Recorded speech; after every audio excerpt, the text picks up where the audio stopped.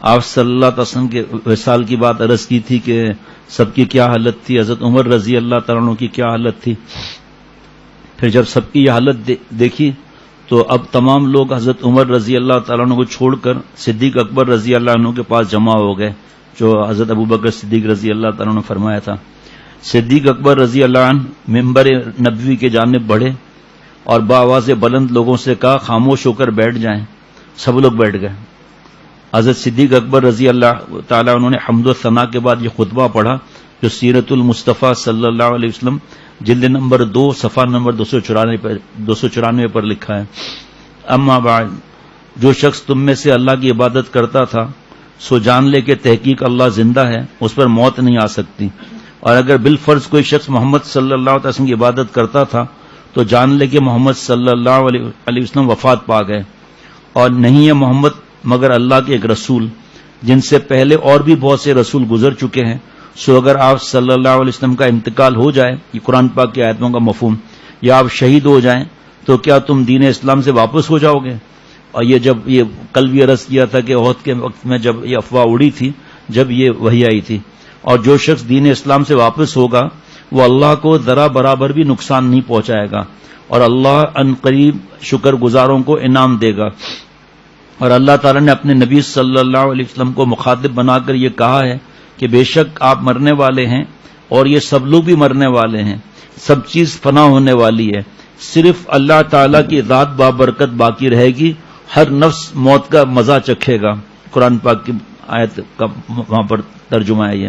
قیامت کے دن سب کو اعمال کا پورا پورا اجر ملے گا. اور ابوبکر صدیق رضی اللہ تعالیٰ عنہ نے یہ کہا اللہ تعالیٰ نے اپنے نبی کی عمر دراز کی اور ان کو باقی رکھا یہاں تک کہ اللہ کے دین کو قائم کر دیا اور اللہ کے حکم کو ظاہر کر دیا، اللہ کے پیغام کو پہنچا دیا، اللہ کی راہ میں جہاد کیا.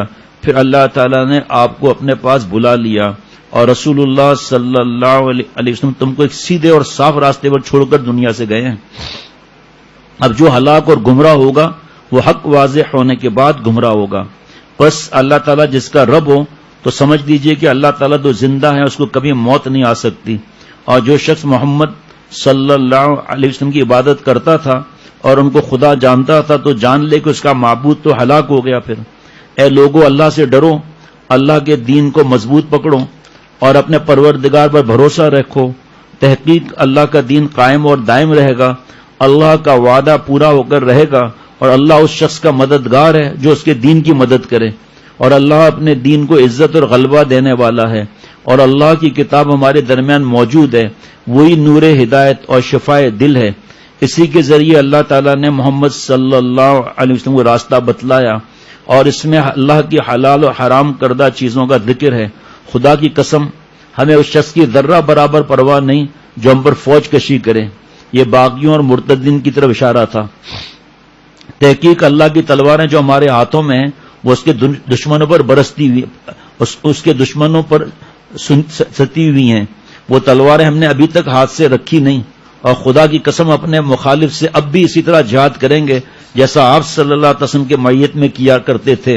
بس مخالف خوب سمجھ لیں اور اپنی جان پر ظلم نہ کریں. صدیق اکبر رضی اللہ تعالیٰ عنہ کا ان آیت کی تلاوت کرنا تھا کہ یکلخت حیرت کا عالم دور ہو گیا، غفلت کا پردہ آنکھوں سے اٹھ گیا، اور سب کو یقین ہو گیا کہ آپ صلی اللہ علیہ وسلم کا وصال ہو گیا. اس وقت یہ حالت تھی کہ ایسا معلوم ہوتا تھا کہ لوگوں نے اس سے پہلے یہ آیت سنی نہ تھی، جس سے دیکھو وہ انہی آیتوں کی تلاوت کر رہا تھا.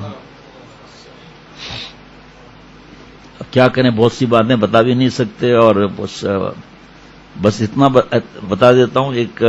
ایک کتاب میں لکھا ہے کہ اگر آپ صلی اللہ علیہ وسلم کا چہرہ مبارک دکھایا جاتا تو پتہ نہیں اور کتنی لاشیں گرتی.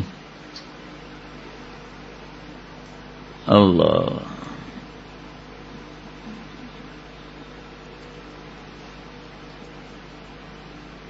کتنے لوگوں کا اس دن وصال ہو جاتا. پھر اور وقت کتنا لگتا اس کے بارے میں تو ہم سوچ بھی نہیں سکتے. وقت کتنا لگتا، کتنے مہینے لگ جاتے.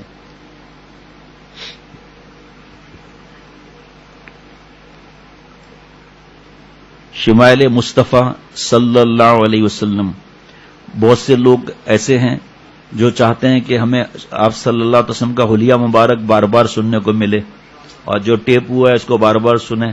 صحابہ رضوان اللہ علیہ مجمعین میں جو چھوٹے چھوٹے تھے جب وہ بڑے ہوئے کچھ تو وہ جو ہے وہ آپ صلی اللہ علیہ وسلم کا حلیہ مبارک پوچھتے تھے اور پھر تابعین پھر اس طرح آج تک چلا آ رہا ہے. حضور رحمت دو عالم صلی اللہ علیہ وسلم کے شمائل خصائل اور کمالات کا احاطہ کرنا کسی بڑے سے بڑے سیرت نگار سخنور اور نکتے دان کے لیے بھی ممکن نہیں.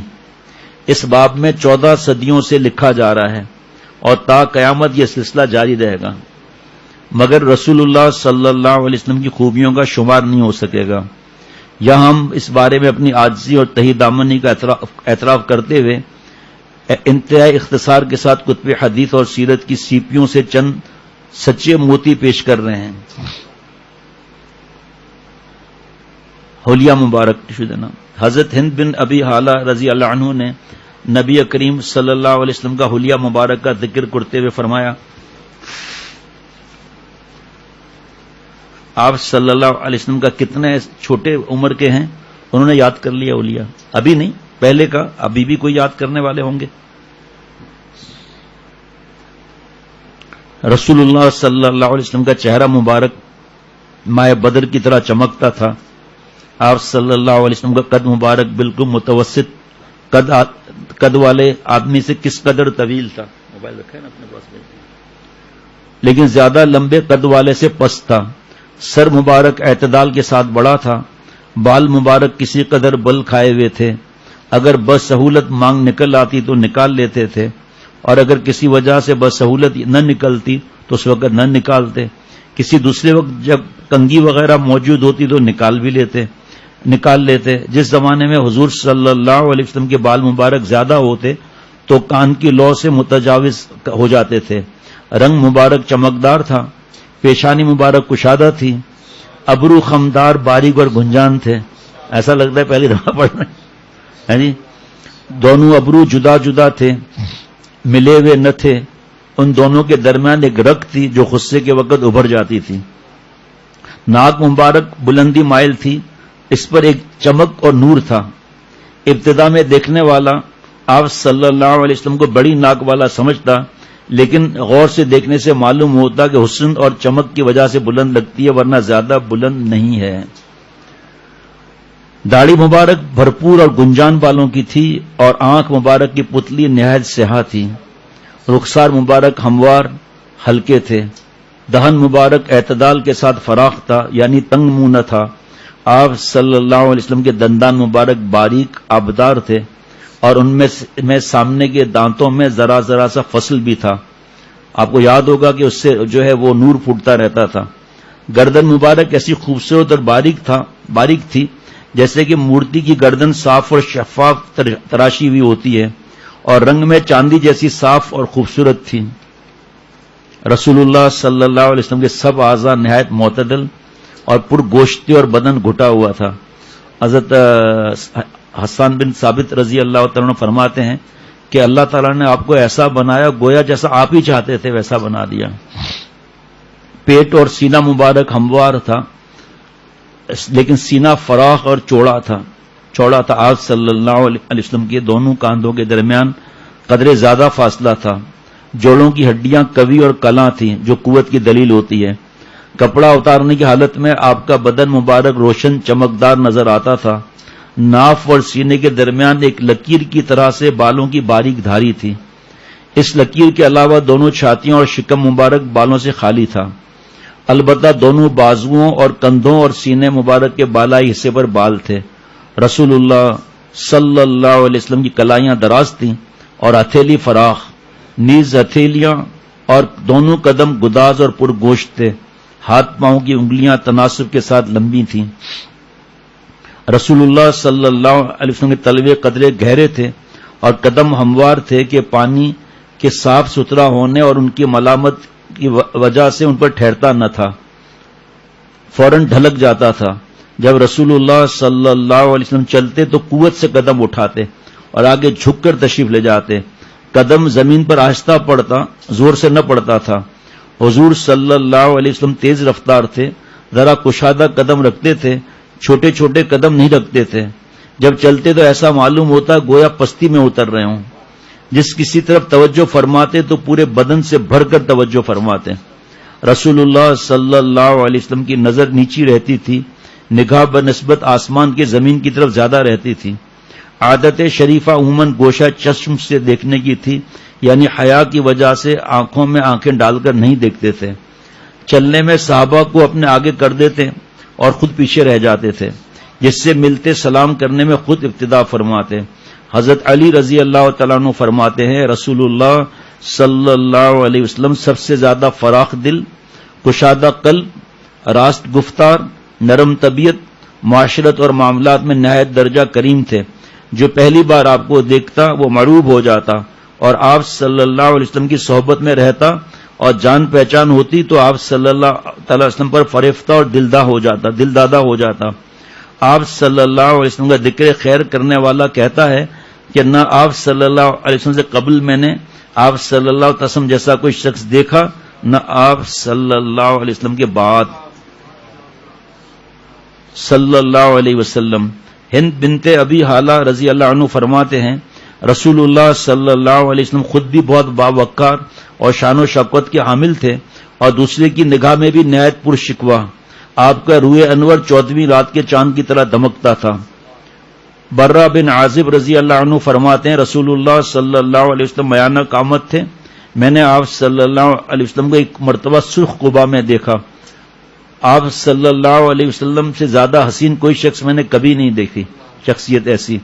حضرت انس رضی اللہ تعالیٰ عنہ فرماتے ہیں کہ میں نے کوئی ایسا حریر یا ریشم نہیں چھوا جو رسول اللہ صلی اللہ علیہ وسلم کے دستے مبارک سے زیادہ نرم ہو.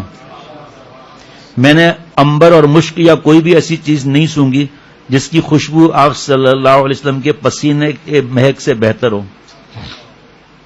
ہند بن ابی حالہ رضی اللہ عنہ فرماتے ہیں رسول اللہ صلی اللہ علیہ وسلم ہر وقت آخرت کی فکر میں اور امور آخرت کی سوچ میں رہتے. اس کا ایک تسلسل قائم تھا کہ کسی وقت آپ صلی اللہ علیہ وسلم کو چین نہیں ہوتا تھا. اکثر طویل سکوت اختیار فرماتے، بلا ضرورت کلام نہ فرماتے، سب ذہن میں بٹھانی یہ باتیں. گفتگو کا آغاز فرماتے تو دہن مبارک سے اچھی طرح الفاظ ہوتے، یعنی متکبروں کی طرح بے توجہی اور بے نیازی کے ساتھ ادھ کٹے الفاظ استعمال نہ فرماتے اور اسی طرح اختتام فرماتے. آپ کی گفتگو اور بیان بہت صاف، واضح اور دو ٹوک ہوتا، نہ اس میں غیر ضروری طوالت ہوتی نہ زیادہ اختصار. رسول اللہ صلی اللہ علیہ وسلم درشت خو یعنی بد مزاج نہ تھے اور نہ کسی کی اہانت پسند کرتے. نعمت کی بڑی قدر کرتے اور اس کو بہت زیادہ جانتے، خواہ کتنی قلیل ہو کہ آسانی سے نظر نہ بھی آئے. اس کی برائی نہ فرماتے، کھانے پینے کی چیزوں کی برائی کرتے نہ تعریف. دنیا اور دنیا سے متعلق جو بھی چیز ہوتی اس پر آپ صلی اللہ علیہ وسلم کو کبھی غصہ نہیں آتا. آج ہم ذرا سی بات پر کیسے ہو جاتے ہیں یا رزق کے برائیاں تلاش کرتے ہیں. یہ تعریف کبھی نہ فرماتے. اس میں پھر آپ صلی اللہ علیہ وسلم کے اور بھی واقعات ہیں. پھر بتا چکا کہ آپ صلی اللہ علیہ وسلم کے خاص سامنے ہماری مائیں کیسی. آپ کو اسی کے دل میں، پرانے ساتھی کے دل میں خیال آئے کہ حضرت تھانوی رحمۃ اللہ علیہ اور اللہ والے اور شیخ العرب العجم عارف باللہ حضرت مولانا شاکر محمد اختر صاحب رحمۃ اللہ علیہ فرماتے تھے بھی تعریف کیا کرو چہرے کی، کپڑوں کی، بیوی کے، کھانے کی. والدہ کھانا بنائے والدہ کے کھانے کی، ہمشیرہ بنائے اس کے کھانے کی. تو اس میں کیونکہ ہمارے معاملات کیا ہیں وہ ہم سب کے سامنے ہی ہیں، وہ سارا وقت آگ کے پاس کھڑی رہتی ہیں. فرمایا کہ لیکن جب اللہ کے کسی حق کو پامال کیا جاتا تو اس وقت آپ صلی اللہ علیہ وسلم کے جلال کے سامنے کوئی چیز ٹھہر نہ سکتی تھی، یہاں تک کہ آپ صلی اللہ علیہ وسلم اس کا بدلہ لے لیتے. آپ کو اپنی ذات کے لیے نہ غصہ آتا نہ اس کے لیے انتقام لیتے. جب اشارہ فرماتے تو پورے ہاتھ کے ساتھ اشارہ فرماتے. جب کسی امر پر تعجب فرماتے تو اس کو پلٹ دیتے. گفتگو کرتے وقت داہنے ہاتھ کی ہتھیلی کو بائیں ہاتھ کے انگوٹھے سے ملاتے. غصہ اور ناگواری کی حالت ہوئی تو روئے انور اس طرح بالکل پھیر لیتے اور اعراض فرما لیتے. خوش ہوتے تو نظریں جھکا لیتے. آپ صلی اللہ علیہ وسلم کا ہنسنا زیادہ تر تبسم تھا، جس سے صرف آپ صلی اللہ تعالی علیہ وسلم کے دندان مبارک جو بارش کی اولوں کی طرح پاک و شفاف تھے ظاہر ہوتے ہیں. ماشاء اللہ. ام المؤمنین حضرت عائشہ صدیقہ رضی اللہ تعالیٰ فرماتی ہیں رسول اللہ صلی اللہ علیہ وسلم بد کلامی اور بے حیائی اور بے شرمی سے دور تھے. بازاروں میں کبھی آواز بلند نہ فرماتے, برائی کا بدلہ برائی سے نہ دیتے, بلکہ عفو اور درگزر کا معاملہ فرماتے. ام المؤمنین حضرت عائشہ رضی اللہ عنہا ہی کا بیان ہے آپ صلی اللہ علیہ وسلم نے کسی پر کبھی دست درازی نہ فرمائی سوائے اس کے کہ جہاد فی سبیل اللہ کا موقع ہو. کسی خادم یا عورت پر آپ صلی اللہ علیہ وسلم نے کبھی ہاتھ نہیں اٹھایا. ام المؤمنین حضرت عائشہ صدیقہ رضی اللہ تعالیٰ عنہ یہ بھی فرمایا کرتی تھیں میں نے آپ صلی اللہ علیہ وسلم کو کسی ظلم اور زیادتی کا انتقام لیتے ہوئے بھی نہیں دیکھا جب تک کہ اللہ تعالیٰ کی مقرر کردہ حدود کی خلاف ورزی نہ ہو. ہاں اگر اللہ تعالیٰ کے کسی حکم کو پامال کیا جاتا تو آپ صلی اللہ علیہ وسلم اس کے لیے سب سے زیادہ غضبناک ہوتے. حضرت انس رضی اللہ تعالیٰ عنہ فرماتے ہیں میں چھوٹے تھے کم عمر کے تھے, میں نے 10 سال تک رسول اللہ, یہ پھر الگ واقعہ ہے کہ کس طرح کھیل میں کھڑے ہو جاتے تھے آپ صلی اللہ علیہ وسلم سے فرماتے تو اچھا ابھی کر جاتا ہوں, پھر رک جاتے تھے. لیکن آپ صلی اللہ علیہ وسلم نے فرمایا کہ میں نے 10 سال تک رسول اللہ صلی اللہ علیہ وسلم کی خدمت کی, آپ نے مجھے کبھی اف نہیں کہا, نہ کسی کام کے کرنے پر یہ کہا کہ تم نے ایسا کیوں کیا, نہ ہی کسی کام کی چھوڑ دینے پر یہ فرمایا کہ تم نے یہ کیوں نہیں کیا. ام المؤمنین حضرت عائشہ صدیقہ رضی اللہ تعالیٰ فرماتی ہیں 2 چیزیں سامنے ہوتی تو رسول اللہ صلی اللہ علیہ وسلم ہمیشہ آسان صورت کا انتخاب فرماتے ہیں بس شرط یہ کہ وہ ناجائز نہ ہو. حضرت علی رضی اللہ تعالیٰ عنہ فرماتے ہیں کہ رسول اللہ صلی اللہ علیہ وسلم اپنی زبان مبارک محفوظ رکھتے اور صرف اسی چیز کے لیے کھولتے جس سے آپ صلی اللہ علیہ وسلم کو کچھ سروکار ہوتا. لوگوں کی دلداری فرماتے, ان کو متنفر نہ کرتے. کسی کو یہاں متنفر پر بیان ہو جائے ذرا, جس طرح ہم لوگوں کا حال ہے, لوگوں سے لڑ پڑتے ہیں, اجھل پڑتے ہیں, جا کے بڑے مفتی صاحب سے جا کر نصیحتیں کرنے لگتے ہیں اور حق بات نہیں مانتے. میرے سامنے کوئی بھی بات آ جائے بس ہم نہیں جانتے, ہمیں فتویٰ نعوذ باللہ بس جو شیخ کہہ دے وہ ہم کریں گے.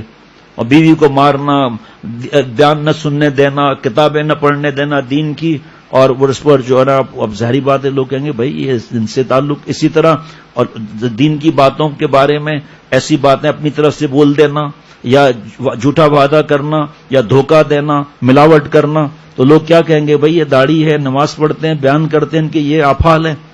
آفال سمجھتے ہیں یہ ان کے عمل ان کا یہ ہے. کسی قوم کا کوئی معزز شخص آتا تو اس کے ساتھ اکرام و اعزاز کا معاملہ فرماتے اور اس کو اس کی قوم کا ذمہ دار بناتے.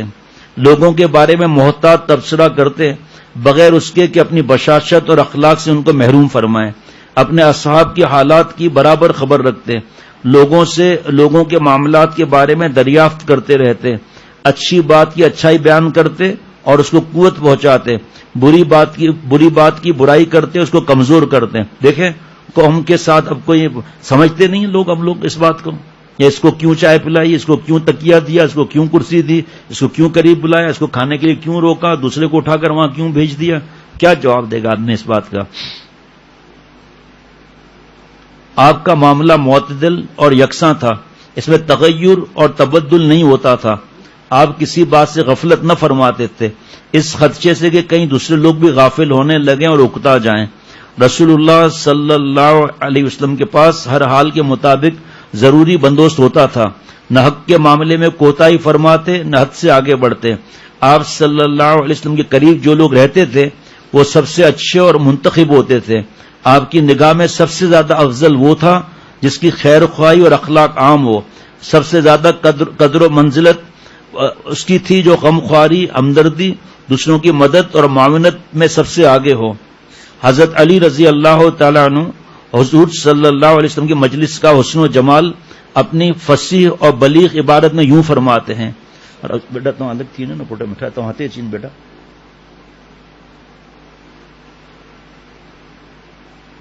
اگر نہ چند بھلے نہ چند بیٹا جو آئندہ یہ مرضی ہے بیٹا زبردستی کون ہے ہمارے ہوتے وہی رہے جی بھر میں ایتے بیٹا چیز بیٹا وہی چاہتے 2020 کا بیان نہیں لگانا 2015 کا بیان لگانا ایک پرانا بیان چل رہا تھا تو اس میں یہ لگاتے رہتے ہیں تو اس میں نے کہا کہ بھائی محمد طلع میاں آپ مہربانی کر کے یہاں سامنے قریب آ کر بیٹھ جائیں تو مولوی فرحان نے کہا کہ دیکھو بھائی اب جب انشاءاللہ آپ بڑے ہوں گے اور آپ کہیں گے کہ دادا کا بیان لگاؤ تو اس میں جب آئے گا محمد طلع آگے آ کر بیٹھ جاؤ تو آپ کو شرمندگی نہیں ہوگی کہ میں ان سے کہوں گا 2015 کا بیان لگا لو ماشاء اللہ قوت الا باللہ 2015 کا بیان لگا لو واہ واہ واہ واہ فرماتے ہیں رسول اللہ صلی اللہ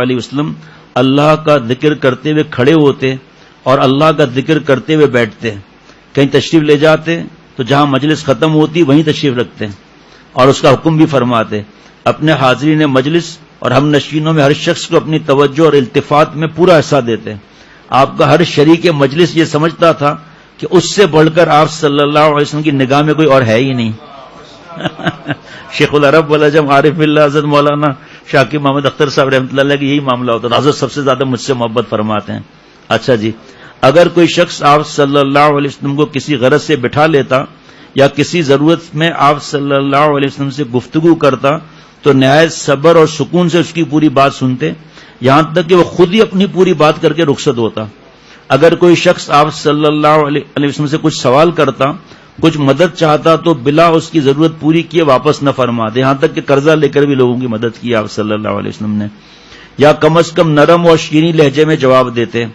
آپ کا حسن اخلاق تمام لوگوں کے لیے وسیع اور عام تھا آپ صلی اللہ علیہ وسلم ان کے حق میں باپ ہو گئے تھے تمام لوگ حق معاملے میں آپ صلی اللہ علیہ وسلم کی نظر میں برابر تھے آپ کی مجلس علم و معرفت حیا و شرم صبر و امانت داری کی مجلس تھی نہ اس میں آوازیں بلند ہوتی تھی نہ کسی کے عیوب بیان کیے جاتے تھے نہ کسی کی عزت و ناموس پر حملہ ہوتا نہ کمزوریوں کی تشہیر کی جاتی تھی سب ایک دوسرے کے مساوی تھے اور صرف تقوی کے لحاظ سے ان کو ایک دوسرے پر فضیلت حاصل ہوتی تھی اس میں لوگ انکساری کے ساتھ رہتے تھے بڑوں کا احترام چھوٹوں کے سامنے چھوٹوں کے ساتھ رحم دلی شفقت کا معاملہ کرتے تھے حاجت مند کو اپنے اوپر ترجیح دیتے تھے مسافر اور نو وارد کا خیال رکھتے تھے اللہ ایک ذرہ بھی عطا فرما دینا تو بس حضرت علی رضی اللہ تعالیٰ عنہ فرماتے ہیں کہ رسول اللہ صلی اللہ علیہ وسلم ہمہ وقت کشادہ اور انبساط اور بشاشت کے ساتھ رہتے بہت نرم اخلاق اور نرم پہلو تھے یعنی جلد مہربان ہو جانے والے اور بہت آسانی سے درگزر کرنے والے تھے نہ سخت طبیعت کے مالک تھے نہ سخت بات کہنے کے عادی نہ چلا کر بولنے والے نہ عامیانہ اور گھٹیا بات کرنے والے نہ کسی کو عیب لگانے والے نہ تنگ دل نہ بخیل جو چیز آپ صلی اللہ علیہ وسلم کو پسند نہ ہوتی اس سے تغافل فرماتے یعنی اس کو نظر انداز کر دیتے اور گرفت نہ فرماتے اور صاف صاف اس چیز سے مایوس بھی نہ فرماتے اس کا جواب بھی نہ دیتے تین باتوں سے رسول اللہ صلی اللہ علیہ وسلم نے خود کو بالکل بچا رکھا تھا ہر بات کا ایک ذرے کا کروڑواں حصہ ایک ذرہ نہیں ذرے کا کروڑواں حصہ مل جائے نمبر 1 جھگڑا اب اسی کتاب میں فضائل اعمال کے فضائل رمضان میں لڑائی جھگڑے پر لکھا ہوا ہے اب اصولاً تو یہ ہونا چاہیے نا کہ روک کر اس کو بیان کر لے یا جو حضرت سے سنے لیکن پھر آگے دوسرا تکبر اللہ ہم سب کی حفاظت فرمائے مجھ سمیت ہر مسلمان کی تیسرے غیر ضروری اور لا یعنی کام لوگوں کو بھی 3 باتوں سے آپ نے بچا رکھا تھا نہ کسی کی برائی کرتے نہ کسی کو عیب لگاتے نہ کسی کی کمزوریوں اور پوشیدہ باتوں کے پیچھے پڑتے تھے صرف وہ کلام فرماتے جس پر ثواب کی امید ہوتی تھی حضرت والا پیارے شیخ کو کسی نے لکھا کہ میں بہت بولتا ہوں فضول بولتا ہوں علاج بتا دیجئے فرمایا کہ بولنے سے پہلے سوچو اگر دین کا فائدہ ہے تو بولو ورنہ خاموش رہو پھر سوچو دین کا فائدہ نہیں تو دنیا کا فائدہ ہے اگر دنیا کا فائدہ بھی ہے تو بولو ورنہ خاموش رہو اور اگر دین اور دنیا کا کوئی فائدہ نہیں ہے تو ہرگز مت بولو اگر دنیا کا بھی فائدہ ہے شاید میں الٹا کہہ گیا سوچو کہ دنیا کا فائدہ ہے تو بھی بول لو لیکن نہ دین کا فائدہ نہ دنیا کا فائدہ خاموش رہو اگر ہم ہماری بہو بیٹیاں اس پر عمل کر لیں، جھگڑے ہی ختم ہو جائیں گھر کے، اور تلاوت اور ذکر اور پتہ نہیں کیا کیا نعمتیں بڑھ جائیں، لیکن زبان بند نہیں ہوتی۔ دوسرا ناشکری کرنا ہمارا بھی، بہو بیٹیوں کا بھی۔ تیسرا اللہ سے حالت میں راضی نہیں رہتے، ہر وقت شکایت، ایسا ہوتا، یہ ہوتا، ایسا ہوتا، یہ ہوتا، یہ ہو جاتا۔ ارے اخلاص سے اونچا مقام، اللہ سے ہر حالت میں راضی رہنا فرض ہے، ہر حالت میں راضی رہنا فرض ہے۔ اگر کوئی عمل نہیں کرتا شریعت پر نہ کریں۔ اب اس دین نے زبردستی نہیں سکھائی ہے نا بھائی، آگے ہے اس میں ہے، میں انشاءاللہ پڑھ کے عرض کروں گا ایسی کتاب میں۔ کیا عجیب بات ہے، اللہ اکبر۔ صرف وہ کلام فرماتے جس پر ثواب کی امید ہوتی، پھر اس میں چغلیاں الگ آ گئیں، غیبتیں الگ ہم لوگوں کی آ گئیں، چغلیاں ہم لوگوں کو الگ آ گئیں۔ یہی نہیں پتا چغل خور جنت میں نہیں جائے گا، توبہ کر لے تو الگ بات ہے۔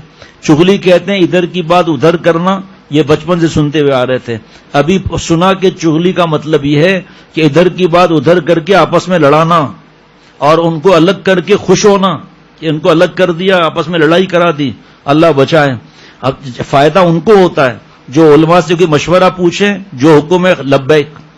فائدہ ان کو ہوتا ہے جو شیخ سے پوچھیں لبیک۔ فائدہ اس کو ہوتا ہے جو قرآن پاک حدیث پاک کی بات سن لیں، اس کے بعد کوئی بات نہیں۔ ایک خاتون نے آپ صلی اللہ علیہ وسلم کو پیغام بھیجا کہ میرے شوہر نے مجھے گھر سے نکلنے کو منع فرمایا ہے اور میرے والد صاحب کی طبیعت ناساز ہو گئی ہے، بیمار ہو گئے ہیں والد صاحب، کیا کروں؟ فرمایا مت جاؤ۔ پیغام بھیجایا کہ بھجوائے کہ اور زیادہ شوہر کی اطاعت دیکھیں آپ شریعت میں کیا ہے، اور پھر پیغام بھیجا اور زیادہ طبیعت ناساز ہو گئی ہے، مفہوم مت جاؤ۔ پھر پیغام بھیجا انتقال ہو گیا، فرمایا شوہر نے منع کیا مت جاؤ۔ آپ صلی اللہ علیہ وسلم نے پیغام بھجوایا کہ اس بی بی کو خبر دو، اس نے جو اللہ کی بات اور آپ صلی اللہ علیہ وسلم کی بات مانی، بھئی شوہر کے حکم بھی تو آپ صلی اللہ علیہ وسلم نے دیا ہے نا، تو اللہ تعالی نے اس کی اطاعت کی وجہ سے اس کی بابا کی مغفرت کر دی۔ شیخ العرب والعجم عارف باللہ حضرت مولانا شاہ حکیم محمد اختر صاحب رحمۃ اللہ علیہ فرماتے ہیں کہ اگر یہ چلی جاتی تو کیا کرتی؟ رو لیتی یا کوئی الفاظ بول دیتی، لیکن مغفرت تو نہیں دلا سکتی تھی نا۔ جو اصل چیز ہوتی ہے پڑھ کر ایصال ثواب کی، اس کو اولاد کا بھی خیال نہیں ہوتا، اللہ معاف فرمائے۔ جو اصل چیز ہے ایک دو دن کر لیا پھر پریشانی۔ آج کل کیا ہے، شوہر جب گھر پر آتے ہیں تالا لگا ہوا ہے، اب فٹ پاتھ پر گرمی میں بیچارہ بیٹھا ہوا ہے، وہ مارکیٹوں میں گھوم رہی ہے، رشتہ داروں کے گھروں پر بیٹھی ہوئی ہے، اور یہ بیچارہ ایک ڈیڑھ اب اگر کچھ بول دے تم بات ہی نہیں مانتے ہو شیخ کی، تم نے کون سی بات مان لی؟ اس کو اذیت میں رکھا ہوا ہے اور مارکیٹوں میں گھوم رہی ہے اولل ڈھگی کی طرح۔ اب سنتے رہو اولل ڈھگی کیا ہوتی ہے، ہر ایک تھوڑی بات بتائی جاتی ہے کوئی، آپ لوگ بھی سمجھتے ہیں ہر چیز میں آپ لوگوں کو بتاؤں، کچھ اپنے پاس راز رکھنے ہوتے ہیں۔ شیر نے بلی سے کہا آپ نے مجھے سب گر سکھا دیے خالہ اماں، کہاں سب سکھا دیے، کیوں؟ کہ بس پوچھنا تھا، دل میں سوچا باربیکیو آپ کا بنانا ہے، مارا ایک ہاتھ اس کا باربیکیو بنانے کے لیے وہ درخت پہ چڑھ گئی۔ کہا ہے یہ آپ نے سکھایا ہی نہیں، کہا اسی لیے تو بچی ہوں، اگر تجھے بھی درخت پہ چڑھنا سکھا دیتی تو میرا کیا حال ہوتا؟ تو یہ اولل ڈھگی تھوڑی بتاؤں گا کہ اولل ڈھگی کس کو کہتے ہیں، بس ادھر جا رہے ہیں ادھر جا، پتہ ہی نہیں گئے کہ شور صاحب دھکے کھا رہے ہیں۔ تاہٹ آئی ہے مجھے زال آئی ہے، پورا گاؤں گھوم لیا، بیوی کا پتہ ہی نہیں، بعد میں پتہ چلا چھت پر بیٹھی ہوئی جوئے نکال رہی ہیں۔ کیا اللہ معاف فرمائے۔ جب گفتگو کرتے تھے تو شرکائے مجلس ادب سے اس طرح سر جھکا لیتے تھے کہ معلوم ہوتا تھا کہ ان سب کے سروں میں چڑیاں بیٹھی ہوئی ہیں، یعنی بے حس و حرکت، کہیں جنبش سے چڑیاں نہ اڑ جائیں۔ جب آپ صلی اللہ علیہ وسلم خاموش ہوئے ہوتے تب یہ لوگ بات کرتے، آپ صلی اللہ علیہ وسلم کے سامنے کبھی نزاع نہ کرتے۔ اگر آپ صلی اللہ علیہ وسلم کی مجلس میں کوئی شخص گفتگو کرتا تو بقیہ سب لوگ خاموشی سے سنتے، یہاں تک کہ وہ اپنی بات پوری کر لیتا۔ اس کے بارے میں کچھ بتاؤں؟ مردوں میں بھی مرض ہے، مردوں میں ہم بابا کے پاس بیٹھتے تھے نا تو ایک بات کرتا تھا، دوسرا بابا کو پھر دوسری بات بول دیتا تھا۔ خیر وہ بابا کے سامنے پھر آپ کو پتا ہے ایک دو دفعہ کے بعد رگڑا ایسا ہوتا تھا کہ ہمت نہیں ہوتی۔ عورتوں کے اندر کاؤں کاؤں کاؤں کاؤں اتنا چیخنا چلانا، ہو میری بات سنو کہتے میری بات سنو کہتے میری بات سنو کہتے میری بات سنو، میں بولتے جا سب بول رہی ہیں سب بول رہی ہیں سب بول رہی ہیں۔ آخر میں پتا چلا کہیں فائرنگ اور بم بلاسٹ ہو گیا، وہ کہیں گے نہیں بھائی عورتیں بات کر رہی تھی آپس میں، کوئی ایک خاموش نہیں ہوتی، یقین کریں اتنی رپورٹنگ ہے اس بارے میں۔ ادھی پہری مجھے گال بد، ادھی پہری مجھے گال چکرم چلا، ادھی پہری مجھے گال بد۔ اور ایسی بیچاری سادی عورتیں شوہر کا نام نہیں لینا چاہیے، ادب کے خلاف ہے، منع لکھا ہے بیشتی زیور میں۔ اچھا، اب الٹا چکر عورتوں کے ذہن میں یہ ہے کہ جناب شوہر کا نام لیں گے طلاق ہو جائے گی۔ اب یہ عجیب کھوپڑی ہے، ایسا طلاق کی بات نہیں ہے کوئی بھی۔ ایک خاتون جو ہے ایک خاتون سے ملنے گئی گاؤں میں، اس کے شوہر کا نام مکھن تھا۔ آپ لوگ تعجب نہیں کرنا کہ مکھن، للن، کلن، جمن، یہ سب نام گاؤں میں ہوتے ہیں، شہر میں بھی ہوتے ہیں۔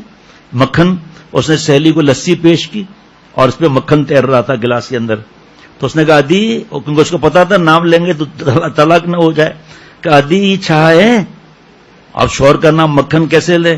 اڈی تو چھڈ نہ کہ تو پی تو صحیح لسی نہ، پیری مکھے بدائی چھائے نہ تاؤں کون پیندی اس، پہلے بتاؤ یہ اوپر کیا ہے ورنہ میں نہیں پیوں گی۔ ادی نے کہ چھڈ تو لسی پی نا، نہیں پہلے یہ بتاؤ اوپر کیا تیر رہا ہے ورنہ میں نے ادی آن چھڈ تو پی نہ آن، کہاں پیندی سی کون۔ اب وہ گاؤں میں بے عزتی کہ کوئی چیز واپس کر دے، پہلے بتاؤ یہ کیا ہے، کہ یہ منع کے ابا تیر رہے ہیں، مکھن کا نام ہی نہیں لیا۔ اسی طرح ایک خاتون کے شوہر کا نام رحمت اللہ تھا، پہلی دفعہ اس نے نماز پڑھی، نماز سیکھ کر اس کے بعد جب سلام پھیرنے کا وقت آیا تو السلام علیکم ورحمت اللہ، شوہر کا نام کیسے لیں؟ اس نے فوراً بیچاری کیا کرے کہ السلام علیکم عبد الرحمان کے ابا، السلام علیکم عبد الرحمان کے ابا، رحمت اللہ کیسے نام لے بھائی؟ لو بھائی، یہ حضرت مجدد کی باتیں ہیں بھائی۔ کل اللہ نے رلایا، آج اللہ آسار ہے، بس اللہ تعالیٰ کی عطا ہے بھائی۔ سب لوگ خاموشی سے سنتے یہاں تک کہ اپنی بات پوری کر لیتا۔ آپ صلی اللہ علیہ وسلم کے سامنے ہر شخص کی گفتگو کا وہی درجہ ہوتا جو ان کے پہلے آدمی کا ہوتا، کہ پورے اطمینان کے ساتھ اپنی بات کہنے کا موقع ملتا اور اسی قدردانی اور اطمینان کے ساتھ اسے سنا جاتا۔ جس بات سے سب لوگ ہنستے اس پر آپ صلی اللہ تعالی علیہ وسلم بھی ہنستے، جس سے سب تعجب کا اظہار کرتے آپ بھی تعجب فرماتے۔ مسافر اور پردیسی کی بدتمیزی اور ہر طرح کے سوال کو صبر و تحمل کے ساتھ سنتے، یہاں تک کہ آپ صلی اللہ علیہ وسلم کے اصحاب رضی اللہ عنہم ایسے لوگوں کو اپنی طرف متوجہ کر لیتے تاکہ آپ صلی اللہ علیہ وسلم پر کوئی بار نہ ہو۔ آپ صلی اللہ علیہ وسلم فرماتے تھے تم کسی حاجت مند کو پاؤ تو اس کی مدد کرو۔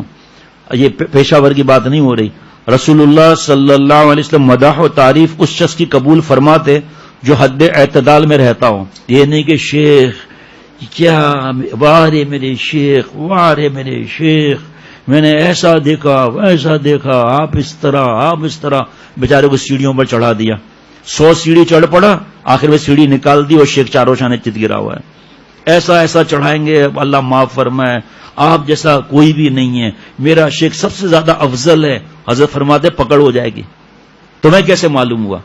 یہ جملہ کہہ سکتے ہیں کہ میرا شیخ میری اصلاح کے لیے روئے زمین پر جتنے ہیں ان سے میرا شیخ میرے لیے نافع ہے۔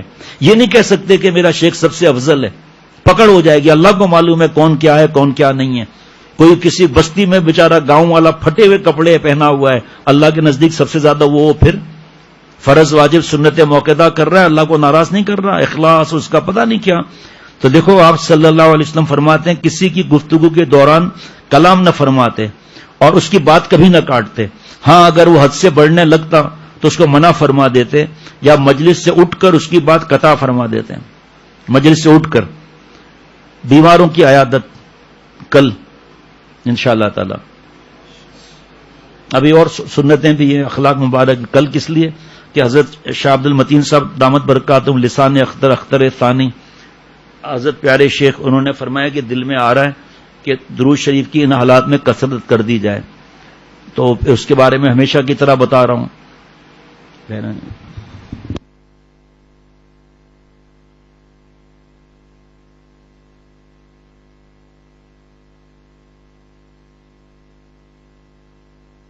یہ میرے سامنے کتاب ہے حضرت شیخ الحدیث حضرت معاذ زکریا صاحب رحمۃ اللہ علیہ کی تاریخ نہیں لکھی ہوئی، برسوں برسوں برسوں برسوں پہلے کی کتاب ہے یہ۔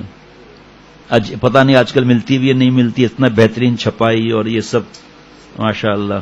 اس میں جو ہے وہ اس میں بہت برسوں پہلے میں اس میں عطر لگایا کرتا تھا اس میں، اب تو ظاہری بات ہے بہت عرصہ، پتہ نہیں کتنے برس گزر گئے۔ پتہ نہیں کتنے برس گزر گئے بھائی. سب پہ نشان لگے ہوئے ہیں اس پہ سب. یہ دوسری کتاب ہے، یہ اس سے بھی انشاءاللہ تعالی نشان لگے ہوئے ہیں پہلے کی. Very important, very very very important. درود شریف کے فضائل میں یہ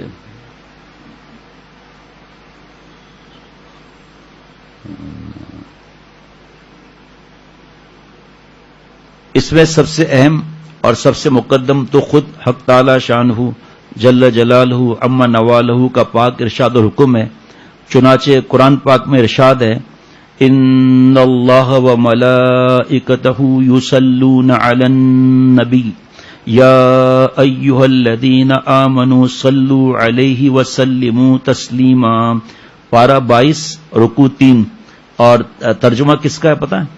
بیان القرآن حضرت تھانوی رحمۃ اللہ علیہ. آپ فضائل اعمال میں دیکھ لیں، جہاں جہاں قرآن پاک کی آیتیں زیادہ کہاں کیا لکھا ہوا ہے، بیان القرآن لکھا ہوگا. بے شک اللہ تعالیٰ اور اس کے فرشتے رحمت بھیجتے ہیں ان پیغمبر صلی اللہ علیہ وسلم پر. اے ایمان والو تم بھی آپ صلی اللہ علیہ وسلم پر رحمت بھیجا کرو اور خوب سلام بھیجا کرو. فائدے میں حضرت شیخ لکھتے ہیں حق تعالی شانہ نے قرآن پاک میں بہت سے احکامات ارشاد فرمائے، نماز کے بارے میں، روزے کے بارے میں، حج کے بارے میں وغیرہ. اور بہت سے انبیاء علیہ الصلوۃ والسلام کی توصیفیں اور تعریفیں بھی فرمائی قرآن پاک میں. ان کے بہت سے اعزاز اور اکرام بھی فرمائے. حضرت آدم علیہ السلام کو پیدا فرمایا تو فرشتوں کو حکم دیا کہ ان کو سجدہ کیا جائے، لیکن کسی حکم یا کیسی اعزاز اور اکرام میں یہ نہیں فرمایا کہ میں بھی یہ کام کرتا ہوں تم بھی کرو. یہ نہیں فرمایا کسی کے بارے میں. یہ اعزاز صرف سید الکونین فخر عالم صلی اللہ علیہ وسلم ہی کے لیے ہے کہ اللہ تعالیٰ نے صلاۃ کی نسبت اولاً اپنی طرف، اس کے بعد اپنے پاک فرشتوں کی طرف کرنے کے بعد مسلمانوں کو حکم فرمایا. اس کی تفسیر الگ ہے بھائی، تفسیر وغیرہ علماء کا کام ہے. حکم فرمایا اللہ اور اس کے فرشتے درود بھیجتے ہیں، اے مومنو تم بھی درود بھیجو. اس سے بڑھ کر اور کیا فضیلت ہوگی کہ اس عمل میں اللہ اور اس کے فرشتوں کے ساتھ مومنین کی شرکت ہے. پھر عربی داں حضرات جانتے ہیں کہ آیت شریفہ کو لفظ ان کے ساتھ شروع فرمایا جو نہایت تاکید پر دلالت کرتا ہے، اور صیغہ مضارع کے ساتھ ذکر فرمایا جو استمرار اور دوام پر دلالت کرتا ہے. یعنی یہ قطعی چیز ہے کہ اللہ اور اس کے فرشتے ہمیشہ درود بھیجتے رہتے ہیں نبی صلی اللہ علیہ وسلم پر. پھر اس درود کا مطلب کیا ہے، اللہ تعالیٰ کیا، فرشتے کیا اور ہم لوگ کیا؟ صاحب روح البیان لکھتے ہیں کہ بعض علماء نے لکھا ہے کہ اللہ کے درود بھیجنے کا مطلب حضور صلی اللہ علیہ وسلم کو مقام محمود تک پہنچانا ہے، اور وہ مقام شفاعت ہے. اور ملائکہ کے درود کا مطلب ان کی دعا کرنا ہے حضور اقدس صلی اللہ علیہ وسلم کی زیادتی مرتبے کے لیے، اور حضور صلی اللہ علیہ وسلم کی امت کے لیے استغفار. اور مؤمنین کے درود کا مطلب حضور صلی اللہ علیہ وسلم کی اتباع اور حضور اقدس صلی اللہ علیہ وسلم کے ساتھ محبت، اور حضور صلی اللہ علیہ وسلم کی اوصاف جمیلہ کا تذکرہ اور تعریف. اور جو درود شریف جو پڑھنے کا ہے، کتنے درود شریف ہیں اس کے بارے میں. اس اعزاز سے بہت بڑا ہوا ہے جو حضرت آدم علیہ السلام کو فرشتوں سے سجدہ کرا کر عطا فرمایا تھا. اس لیے حضور اقدس صلی اللہ علیہ وسلم کی اس اعزاز اور اکرام میں اللہ تعالیٰ خود بھی شریک ہے. کس طرح میں نے عرض کر دیا کہ اللہ تعالیٰ کا فرمانا قرآن پاک میں وہ ہے مقام محمود، اور فرشتوں کا دعا، اور ہمارے لیے آپ صلی اللہ علیہ وسلم تذکرہ اور درود شریف جو ہے فرمایا اور جو ہمیں پڑھنا ہے.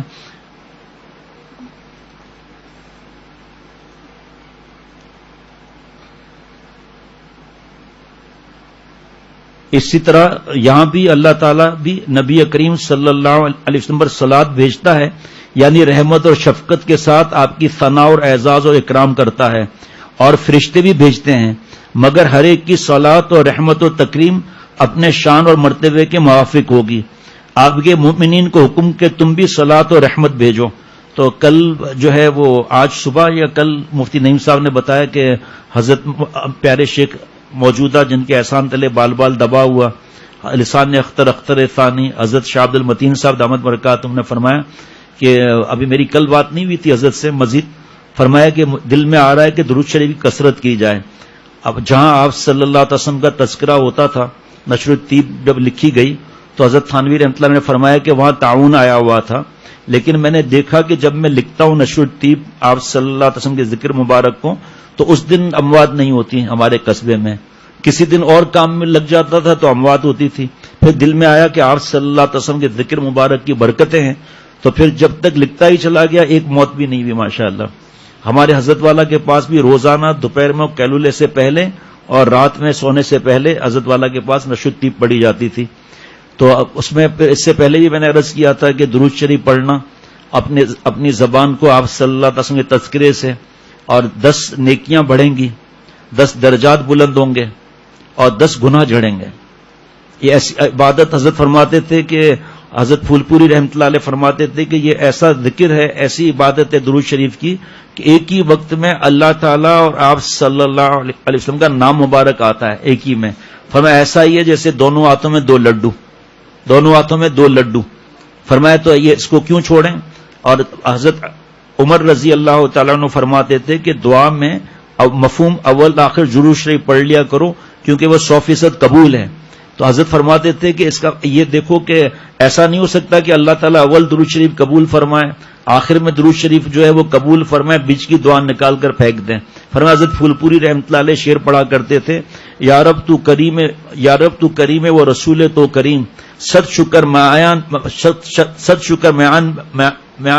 دو کریم. اے اللہ آپ کریم، آپ کے محبوب صلی اللہ علیہ وسلم کریم، شکر ہے آپ کے سینکڑوں شکر ادا کریں کہ ہماری کشتی کو 2 کریم کے درمیان آپ نے عطا فرما دیا. تو 2 کریم کے ہوتے ہوئے کشتی ڈوبے گی کیسے. تو اس جو آج کل کے حالات ہیں جو حضرت نے ذکر وغیرہ فرمائے کرنے کے لیے، اس کے علاوہ درود شریف کو بڑھا دیں. اور ویسے بھی اب باقی چند دن باقی ہیں، بار بار اعلان کرنا ہوتا ہے. ہر بار اللہ تعالیٰ اعلان کرواتے ہیں کہ دیکھیں رمضان سے پہلے جو اذکار تھے، تو رمضان شریف جو ہے ماہ رمضان عہد وفا کی تجدید، ناصر رو کے ان کو منا لینے دو. تو فرمایا کہ رمضان شریف جو ہے ہی اس لیے، تو اس لیے پہلے سے ہی اطلاع، ہمیشہ ہر سال پہلے سے ہی اطلاع دے دیا کرتے ہیں کہ بھائی اپنی عمر اور صحت یہ آپ کے ذمہ ہے. باقی ہماری طرف سے جتنی تلاوت ہو سکے ہم منع نہیں کیا حضرت والا رحمۃ اللہ علیہ نے. جیسے حج کے دن ہوتے ہیں، عمرے کے دن ہوتے ہیں، وہاں کرنا ہی کیا ہے. تو کوئی اپنی طرف سے ہی سوچ کر مشورہ نہ کرے اور عبادت کم کرے تو اس کی غلطی ہے. باقی اب یہ آج کل جیسے دن گزر رہے ہیں سب کو پتا ہے، گھر پر کتنی ذمہ داریاں ہیں، گھر کے باہر کتنی ذمہ داریاں ہیں. ایسا بھی نہیں ہے کہ ایک خاتون نے شوہر سے کہا چلو بھائی جلدی جو ہے وہ جھاڑو لگاؤ، پوچھا کرو، ورنہ ابھی فون کرتی ہوں میرا شوہر کھانس رہا ہے. اسی وقت سے جھوڑا پوچھو لگانا شروع کر دیا. تو آج کل کے حالات میں نئی خبریں بھی آ رہی ہیں. تو اس طرح جو ہے کتنے لوگوں نے کہا الحمدللہ ہمارے بدن کا درد دور ہو گیا، کمر کا درد دور ہو گیا، کیونکہ ہم پوچھا بھی لگا رہے ہیں، جھاڑو بھی لگا رہے ہیں، تو ورزش بھی ہو رہی ہے ماشاءاللہ. تو بہرحال تو ابھی دیکھیں نا، وقت ہے نا، فرصت نہ نکالو گے تو فرصت نہ ملے گی. ابھی تو ہے ہی فرصت. اب جیسے مفتی نعیم صاحب نے فرمایا تھا بھائی تہجد کو اٹھ جائے آدمی تو نیند. اب جب رات کو ہی اللہ، کل بھی ایک خط تھا، میسج تھا کہ 2 بجے سو رہے ہیں رات کو، 2 بجے. بھائی یا تو اتنی ہمت ہو کہ بھائی نماز کا خیال رہے، ادب رہے، نماز پڑھ رہے ہیں پتہ ہی نہیں چل رہا فجر کی نماز میں کہاں جا رہے ہیں. یا تو اتنی ہمت اللہ نے دی ہے تو ٹھیک ہے، ورنہ کیا ہے فجر کی نماز گئی، یا ساری رات جاگ کر فجر کی نماز پڑھ کر ظہر بھی گئی، یقین کرنا عصر بھی گئی. تو یہ خود فیصلہ کر لیں گے کیا معاملات ہیں. باقی کتنا اب وہ کہتے ہیں نا کاؤنٹ ڈاؤن شروع ہو گیا، یعنی کہ رمضان شریف کے باقی کتنے گھنٹے باقی ہیں، اور گھنٹے کم ہوتے ہی جا رہے ہیں. اس لیے آج ہی سے ہم شروع کر لیں. اب کچھ عرصے تک بیان دیر سے ختم ہوتا تھا، تو اب کیونکہ بات پوری ہونے تک، تو اب اس میں یہ حضرت شیخ الحدیث مولانا زکریا صاحب رحمۃ اللہ علیہ کی کتاب ہے فضائل درود شریف، ملتی ہے لیکن یہ کتاب میں نے بہت کم دیکھی. بہرحال برسوں سے میرے پاس تھی، الحمدللہ اس مل گئی. اس میں میں انشاءاللہ تعالی اور درود شریف کے فضائل بھی عرض کروں گا. اور ابھی سے کہہ دیتا ہوں کہ بھئی جیسے حضرت فرماتے تھے بھئی کم از کم اور نہیں تو مختصر درود شریف 100 مرتبہ پڑھ لو، مختصر درود شریف 100 دفعہ پڑھ لو، پڑھ تو لو.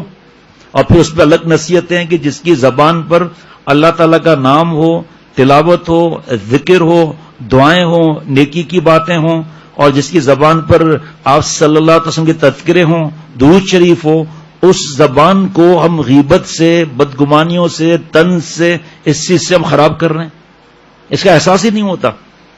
ایک آدمی نے حضرت، بس اب یہی بات عرض کرتا ہوں، بس اس کے بعد دعا کر لیتے ہیں. اس سے پہلے ایک بات عرض کر لوں، میں نے مسجد میں تو اعلان کر دیا تھا، لیکن بہت سے لوگ مسجد میں تو ہوتے نہیں ہیں، دوسرے علاقے کے ہوتے ہیں. کہ ہمارے مفتی محمد نعیم صاحب کو دوسروں کے حالات مت بتائیں، ان کو پتا ہے، وہ ہم سے زیادہ سمجھتے ہیں. فلاں مسجد میں یہ ہو رہا ہے، فلاں مسجد میں یہ، اس سے شریف آدمی زبان سے کچھ بھی نہیں کہے گا، اس کو دل پہ تکلیف ہوگی. کیا بتانا کیا چاہتے ہیں؟ یہی بتانا چاہتے ہیں نا کہ یہاں غلط ہو رہا ہے، آپ لوگ صحیح کر لیں. تو اس کا مطلب مفتی صاحب غلط کام کر رہے ہیں نا. یہ ادب بھی تو سوچنا چاہیے بھائی، کہ اس کہنے کا مقصد کیا ہے بھائی. کیوں خامخواہ کیوں؟ ابھی آپ نے آپ صلی اللہ علیہ وسلم کے اخلاق مبارک سنے. اس کا پیارے شیخ فرماتے تھے کہ جو ذرہ ہے نا، ذرہ اخلاق مبارک، اس کا کھرواں حصہ بھی ہمیں مل جائے، اللہ والے بن جائیں گے. زبان میں جو آیا منہ میں بول دیا، نکال دیا. آپ دیکھو رمضان شریف شروع ہونے سے پہلے ہی تھوڑا تھوڑا عرض کرنا شروع کر دوں گا ابھی کل سے ہی، درود شریف کے ساتھ یہ بھی. آپ جگہ جگہ دو نصیحتیں دیکھیں گے، جگہ جگہ زبان کی حفاظت، آنکھ کی حفاظت، اور بھی ہے لیکن زیادہ تر آپ یہی دو چیزیں دیکھیں گے کہ آنکھ کی حفاظت، زبان کی حفاظت. 20 آفتیں ہیں، امام غزالی رحمۃ اللہ علیہ فرماتے ہیں، مجھے پتا ہے 20 آفتیں کیا ہیں، اصلاح کس چیز کی کراؤں گا. یہ جو میری ماں بہن بہو بیٹیاں یہ ایزی پیکیج کو گولی مارے ہیں اس وقت. تو اللہ تعالیٰ کی طرف لو ہم بھی لگائیں، آپ بھی لگائیں. ادھر کبھی زمبابوے بات کر رہی ہیں، کبھی کینیڈا، کبھی کہاں. ایزی پیکیج ہے، جو تھوڑا بہت لیتے تھے سنا وہ بھی معاف کر دیا.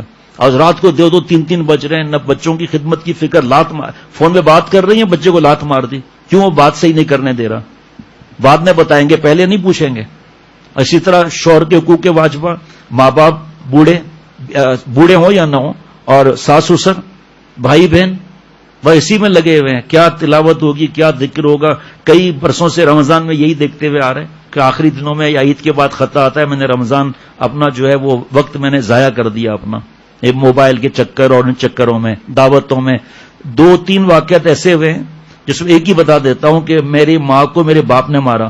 آپ کو باپ کو کیسے، آپ کے ماں کو کیسے باپ نے مارا؟ دعوتوں کا عاشق. افطار کا کتنا ثواب ہے، چاہے ایک گھونٹ پانی ہو، ایک گھونٹ لسی ہو، ایک گھونٹ دودھ ہو، یا چوارا ہو یا کھجور ہو، ثواب کتنا زیادہ ہے. لیکن عبادات، عصر کا نماز چلی جاتی ہے خریداری میں، مغرب کی نماز ارینجمنٹ میں، اور عشاء کی تراویاں جو ہیں وہ سمیٹنے میں. یقین کرنا کتنی بڑی تعداد میں گھریں 2:30 3 بج جاتے ہیں. پھر مارکیٹ سے کھاتے پیتے آ کر سوتے ہیں، تو پھر سحری بھی کا ثواب وہ بھی نہیں، اور لیا اور نماز بھی چھوڑ دی. یہ دعوتوں پر کیا ثواب ہوگا. اللہ تعالیٰ اپنی رحمت سے مجھے اور ہم سب کو دین کی سمجھ عطا فرمائے. اور یہ ابھی زبان کے بارے میں آپ صلی اللہ علیہ وسلم کی مبارک وہ آخری بات جو رہ گئی کہ حضرت والا وہ سگریٹ نہیں چھوٹتی. اور فوج، آپ یقین کرو گے، آپ یقین کرنا ہوگا، میں فضول بات الحمدللہ نہیں کرتا. آپ یقین نہیں کریں گے، ماں بہن بہو بیٹی جب ایسی بری بری گالی دے جو کبھی سنی نہ ہو، تو سوچو کیا حال ہوگا. ہم مردوں کا کیا حال ہوگا، اللہ بچائے. ایسی فوش باتیں، فوش گالیاں، آگے بہنیں جا رہی ہیں، پیچھے کوئی آ رہا ہے، دائیں بائیں، بچے، کچھ پرواہ ہی نہیں. تو حضرت والا نے ان سے فرمایا کہ میں تم سے ایک سوال کرتا ہوں. وہ سوال یہ ہے کہ بچے کی پیدائش جو ہوتی ہے نال کے ذریعے ہوتی ہے، گندا پانی گندا خون. تو جب بچہ پیدا ہوتا ہے تو نال کاٹ دی جاتی ہے. کہا جی حضرت، یہ پرورش اللہ تعالیٰ نے منہ سے کیوں نہیں کروائی؟ یہ کوئی حکمتیں وغیرہ نہیں ہیں، یہ اللہ والوں کے دل میں اللہ آ دیتے ہیں. دین کے احکامات کی پیچھے نہیں پڑ لینا چاہیے. جو مفتی صاحب علماء بتاتے ہیں وہ الگ بات ہے. جیسے حضرت نے یہ بات فرمائی، اس سے کتنے لوگوں کو فائدہ ہوا ہے، کتنے لوگوں کو. واقعات نہیں بتا سکتا اس وقت. تو حضرت نے فرمایا کہ کیوں زبان منہ سے کیوں نہیں پرورش کی، خاموش. اللہ تعالیٰ کو پتا تھا میرا بندہ قرآن پاک کی تلاوت کرے گا، ذکر کرے گا، درود شریف پڑھے گا، تو اللہ نے پاکی کا انتظام کیا. اور ہم یہ ابھی ایک صاحب آ رہے تھے، کسی دوسرے نام نہیں لوں گا، دوسرے شہر سے، پولیس نے پکڑ لیا اس کو، FIR کاٹ کے ان کو جیل بھیج دیا، گاڑی کو اریسٹ کر دیا. کیوں؟ اللہ کرے یہ کچھ شہر ہیں جس کا نام میں لینا چاہتا تھا لیکن نہیں لے رہا ہوں، کاش وہاں تک سب کو اطلاع مل جائے. گاڑی کے اندر گٹکے کا پیکٹ رکھا، اس کی FIR کاٹ دی. سخت جرم ہے. ابھی نام لے رہا ہوں، اشارہ دے رہا ہوں ٹنڈو باغو اور میرپور بٹھورو جب جانا ہوا نا ابھی کا سفر جو قریب کا تھا، تو میں نے کہا کہ یہ پچکاریاں نظر نہیں آ رہی ہیں یہاں، اور یہاں دکان پر رش نہیں ہے. کہا بابا سائیں ادھر گٹکے پر پابندی لگ گیا ہے. تو پھر میں نے ایک جملہ کہا وہ یہاں نہیں بتاؤں گا. میں نے کہا کیوں؟ کہا سائیں پتہ ہی نہیں ہے، مانتے ہی نہیں ہے، کسی دکان پر گٹکا ہے ہی نہیں، اور ایک گٹکے کو سب کچھ سمجھ لیا. پچکاریاں، جاپان کا ایک وہ چریے ہوتے ہیں نا، یہ سیاح وغیرہ باہر ملکوں کے چریے ہوتے ہیں، تو وہ اینٹک کوئی تھی، کوئی عجیب پینٹنگ تھی، اس کا فوٹو بنا رہا تھا ایسے ایسے کر کے. تو ایک بلوچ وہاں سے گزرا، ارے تم کیا کرتا پڑا ہے ادھر؟ بلوچی تو نہیں آتی ہوگی، بہرحال کا یہ دنیا کی خوبصورت ترین جو ہے تصویر ہے اس کی میں فوٹو بنا رہا ہوں. کا چریا یہ پچکاریوں کے نشانات ہیں، بڑا ہے گٹکے کی پچکاریوں کے نشانات کی تصویر لے رہا ہے. تو اللہ نے ہمارے زبان کے لیے کیا کیا، اور ہم یہ جھوٹ اور غیبت، بدگمانی، طنز، پتہ نہیں کیا کیا حالات. اللہ تعالیٰ مجھے اور ہم سب کو اللہ والا بنا، آج سے ابھی سے ہی چلتے ہوئے ہی درود شریف بڑھا دیں انشاءاللہ تعالیٰ.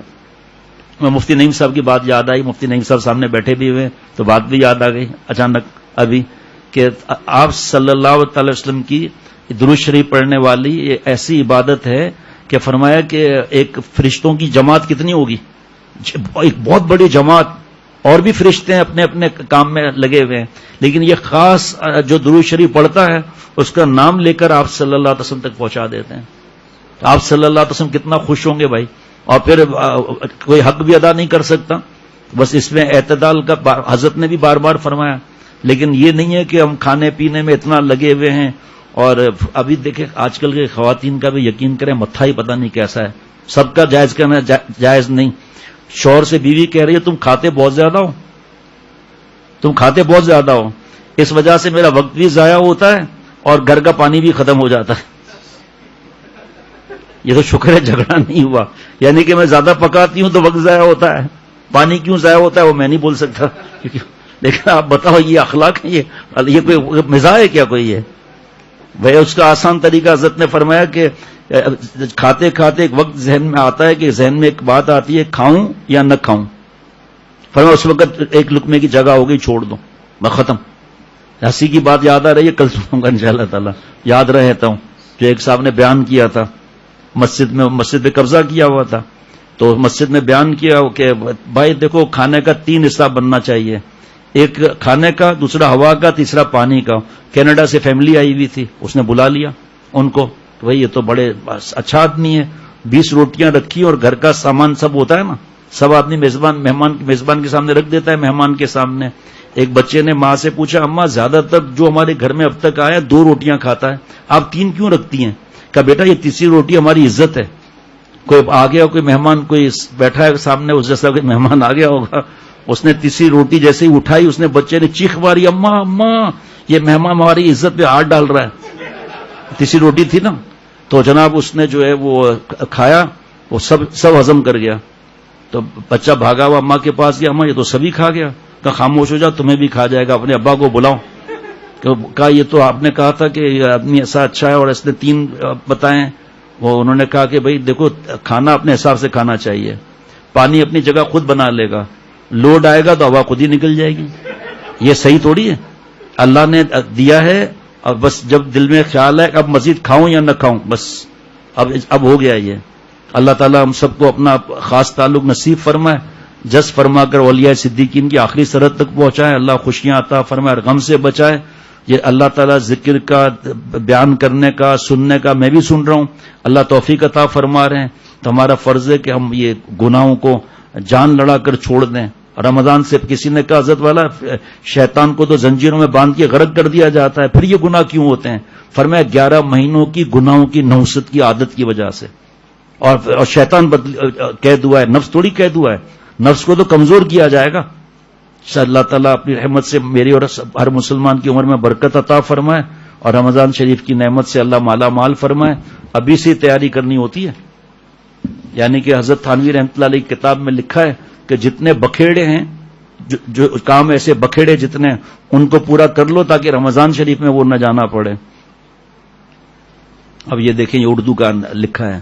الحمدللہ 26 مردوں نے کانفرنس میں بیان سنا ہے. تو پہلی دفعہ ماشاء اللہ، اللہ کی عطا ہے کہ اللہ تعالیٰ حضرت کے غلام کا بیان مردوں میں بھی سنوا رہے ہیں. शाबाश भाई, चलो हंसाने वाला ही तो पर्चा कोई आना चाहिए ना भाई। अल्लाह हम सब के जुमला मकासद हसना पूरे फरमाए, आफियत से रखे, आप सल्लल्लाहु अलैहि वसल्लम अखलाक मुबारक सुने। अल्लाह मुझे भी अमल करने की तौफीक अता फरमाए। अल्लाह हम सबको अल्लाह वाला बनाए भाई। किसी दोस्त के चचा अख्तर अली का इंतकाल हो गया, अल्लाह मगफरत बेहिसाब फरमाए। हाफिज डॉक्टर शफकत के घर वाली, उनके वालदा का इंतकाल हो गया है, अल्लाह उनकी भी मगफरत बेहिसाब फरमाए। अल्लाह ताला सबकी मुश्किलात आसान फरमाए, अल्लाह मुश्किलात आसान फरमाए। अल्लाह ताला डॉक्टर सितवत साहिबा हैं, उन्होंने पैगाम भेजा तुर्की से, जो बिनोरी टाउन की आलमा लड़की है, कादियानी से मुसलमान, वो भी मोबाइल पर बयान सुन रहे हैं। अच्छा है माशाअल्लाह, मैं अल्लाह ताला का शुक्र है, अल्लाह सबका दिल बदल दे अपनी रहमत से और हमें अल्लाह वाला बना दे। मौलाना कारी अरशद उबैद साहब की अहलिया के गले में और कानों में कई दिनों से तकलीफ है, अल्लाह सेहत अता फरमाए।